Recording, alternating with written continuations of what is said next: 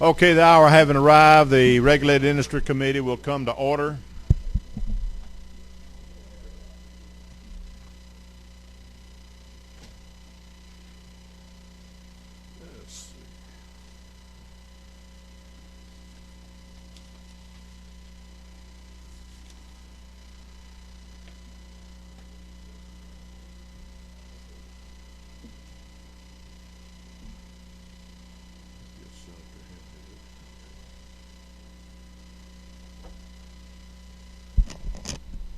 Senator, is your bill Senate Bill 143? Okay. You're recognized to present your bill.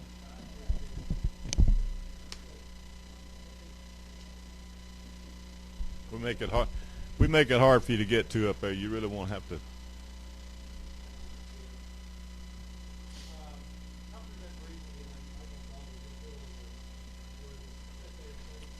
Legislative package piece, and so Michael Sullivan will talk about it. Basically, we're doing away with some obsolete language. Let me preface it, Mr. Chairman. We had a House substitute that passed last year that had trying to take care of another member who had a bill that didn't pass. I believe they found another vehicle for it, so I assume we're talking about the original House Bill Senate 143, or the House Committee substitute. We got 4242S. Yeah, 4242S. That was the House Committee substitute, and on that, the last section of it had another bill that was amended onto this, basically to give an opportunity to a House member for a bill, and I believe Michael Sullivan has told me that bill did find another vehicle and made it last session. So, Section 3. Yeah. Okay, can we briefly find out exactly what the bill does? Okay, yeah, basically all the bill does is remove some obsolete language in lines 16 on the front page, and then basically gets to how you do a background check. When the legislation was originally done and the law was created, there was some language used that was not proper, so it didn't allow the Secretary of State's office to use a full background check. So this just changes the wording so it's appropriate, so they can get a full background check with the federal authorization to get some federal information. And I'll let Michael talk about it if you want. Okay, Mr. O'Sullivan, you want to comment on? It's really just as simple as that. The legislation, the code currently calls for background checks, and the legislation doesn't allow us to either do it electronically or via the get the full federal check. So this is the language that we have in all of the other code sections for background checks, and we're just carrying it over. Okay. It's as simple Any as question in the committee?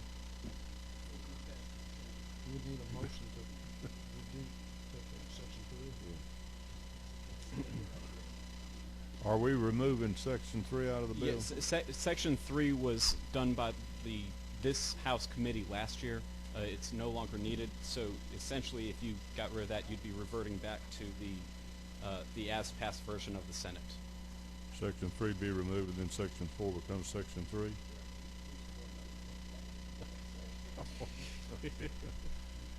All right. Okay.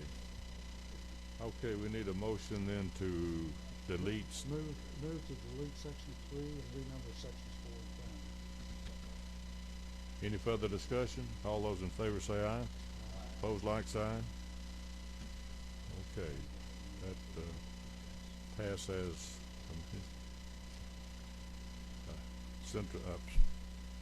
Representative Mitchell, do you now want to make a motion?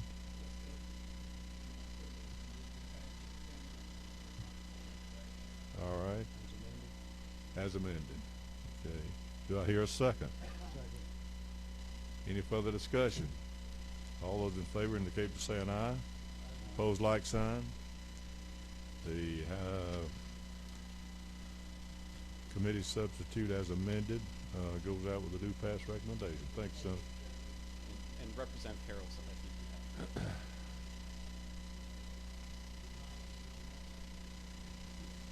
Okay. We have on the agenda a bill that we're not going to take up in full committee. It's Senate Bill 414. Been a lot of bit of discussion on it to be assigned to Representative Dixon's subcommittee, and it will be heard at the proper time, and he will notify those interested in testifying to be notified when we're going to meet.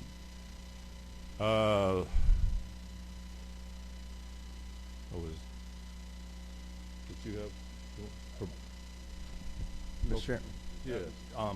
to your assignment to subcommittee, I've had a number of people in support of this and some people with questions on it on scope of practice, Mr. Chairman. I just hope that this bill strikes me as being very good for the people that need this service in the state of Georgia. And I know everything down here tends to get to money or turf wars or scope of practice.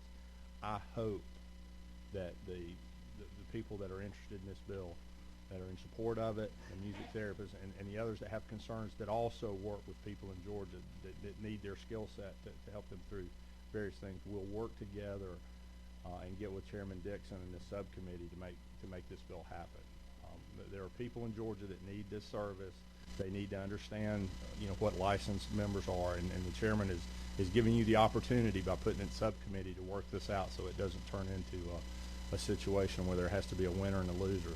And the winner in this can be the people of Georgia if you guys will get together on it. I hope you'll get with Chairman Dixon and do that, and I appreciate Chairman Williams, your letting the folks do that.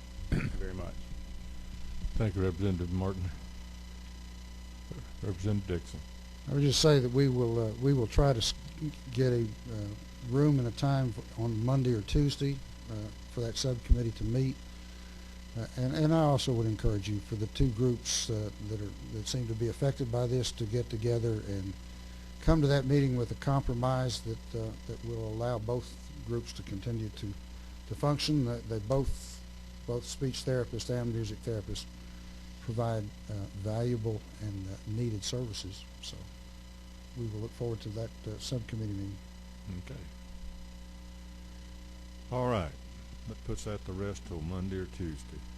We're next going to hear Senate Bill 114 by Senator Grant. Is he in the audience? Sean Reed, did you run him off?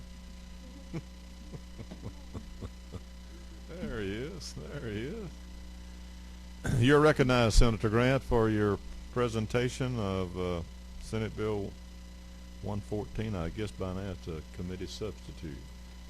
It's an additional committee substitute, I think I'm understanding. We're trying to cover all bases with you. I understand. And the basic bill, Senate Bill 114, was brought before you last year, and it was basically an attempt to help meet a need that I had been brought to me by a constituent of mine, that a distillery in current Georgia law can only be constructed and built and put into operation in a community that allows package sales of alcohol. And he was in a community that operated, that had sale by the drink, but not package sale.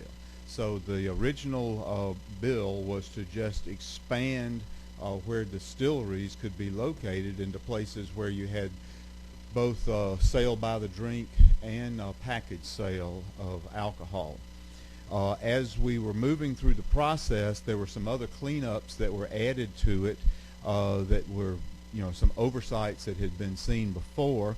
And I understand that the one of the things that I'd asked to be done this year was we did strike the prohibition against tastings, because this committee passed earlier a bill, I think House Bill 514, that dealt with tastings at distilleries. And so this bill, as it currently stands, is silent to tastings. It does allow educational and promotional tours, but it's silent to tastings, where the original language of SB 114 last year did prohibit it, because that seemed to be the policy stance that was necessary to get the bill through the House and Senate last year.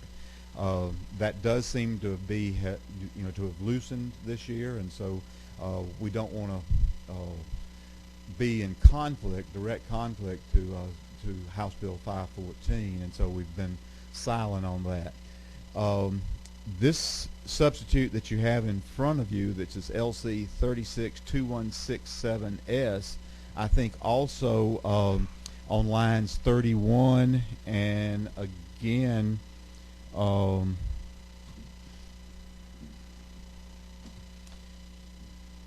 in lines 54, expands the marketing ability of someone with that is doing a distillery, so that they would be able to sell through an importer or a broker, in addition to just the original language, which dealt only with wholesalers. And they also could sell in an additional state. So I'll be happy to answer any questions. It's been suggested that we may want to try to include language from House Bill 514 that does expand the tasting opportunities at a distillery into this legislation, but I do not have a substitute that speaks to that at this point. The substitute we have is I'm confident that HB 514 will have a fair hearing in the Senate, and so I don't know what other things might be proposed to incorporate in that, but I don't think there's any problems with House Bill 514 as it currently stands. Legislative Council, would there be too much trouble to take that 514 on the tasting part in the language that's there without going through a lot of changes to add to this bill?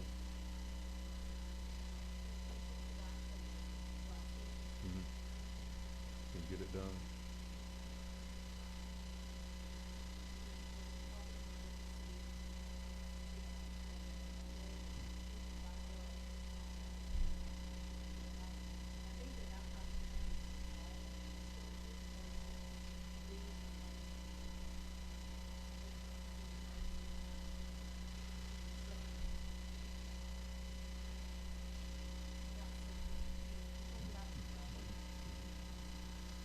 I think it may be in a different code section. I'm not positive, but the from what I understand, a strict reading of the law would only allow distilleries that are currently operating or that are currently making product with Georgia-grown fruit. I think Georgia code only allows that currently, and only in jurisdictions that have package sales of alcohol. So I think what we're doing with 114 expands the universe, or potentially expands the universe of distilleries, but I don't know of any distillery that may be operating in Georgia that's outside the law that is being referred to in SB 114. Okay.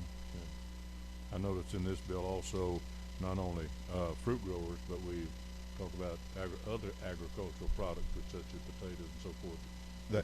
That's right, and we did want to expand that so that would make more opportunities for Georgia businesses to go, to be successful and to provide product and economic development and jobs for the people of Georgia. Well, absent from opposition from you on this bill, if there's some sentiment to add that to your bill, we could suspend action on it to put that in there and have you come back to make sure what you're after on this bill, plus the fact that we clear the rest of it as part of the language and then pass it along that line. If that's the committee's desire to incorporate both of those, both that tasting and the expansion of distilleries, I'll be happy to help prepare a committee sub with legislative council's help and come back to you at a later date. Okay. Revenue, is that something pass muster with y'all? Okay. I think it would probably be better, there's some sentiment to do that, and I don't want to delay your bill. Certainly we're going to get it through because I don't think there's any opposition to what you've got so far.